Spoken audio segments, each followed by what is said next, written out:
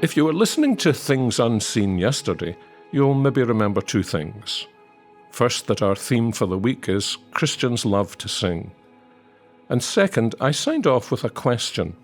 Hardly the most profound, soul-searching question you've ever been asked, but nevertheless, I meant it quite seriously. Do you own a hymn book? Remember, I was suggesting that next to a good Bible translation, a concordance, and a decent one-volume commentary, a hymn book is perhaps the most important book you could own. And part of my reason for asking the question is because I've come to suspect that many Christians today don't actually possess a hymn book. That's a huge contrast with the church culture of 50 years or so ago. When I became a Christian, many Bibles were actually published with a built-in hymn book at the back. You not only took your own Bible to church, but your own hymn book too. Now, I realize there's something very convenient about the church supplying everything you need for the worship service. But I actually think it's been at a cost. For example, it's no longer clear to your neighbours when you leave for church that that's where you're going with the book in your hand. But there's something else.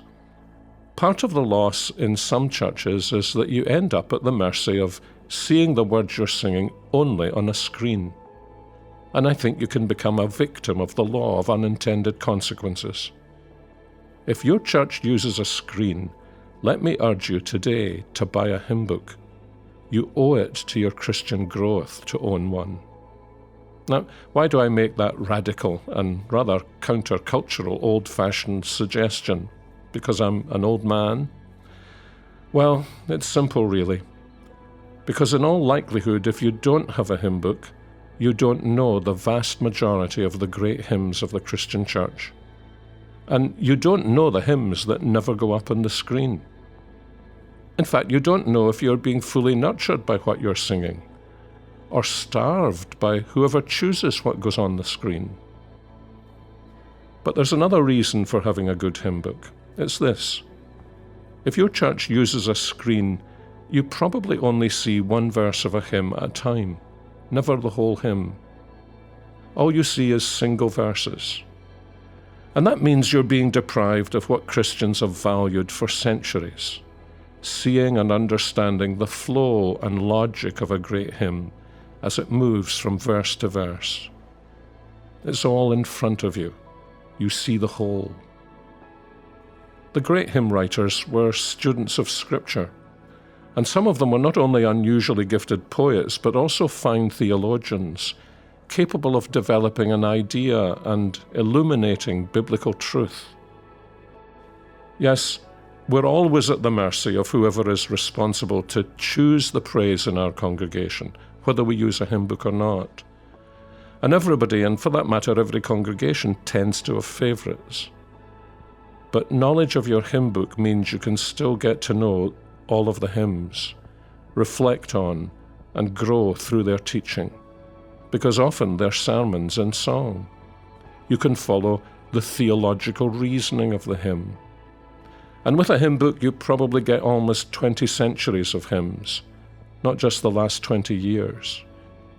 When you sing your way through a hymn book, you begin to appreciate that in your praise, you belong to the vast company of believers through the centuries. And that's so important for us today, because then you'll realize that the church is far bigger than you ever imagined. There's perhaps never been a day when that's more important, because the contemporary church's thirst is to be exactly that, contemporary in everything. And that often means that Christians are deprived of the wisdom of the ages. Please don't misunderstand me. This is not an attempt to demean all modern song and hymn writers and modern songs. But if that's all we sing and all we know, we're rejecting a wisdom practice of the church throughout the ages. And actually, we're the first generation in 300 years to do that. And frankly, we're not a smart enough or a spiritual enough generation to be able to afford to do that. And in addition, as numbers of commentators point out, our praise is more likely to reflect the deep subjectivism and individualism of much contemporary Christianity. So here's today's message.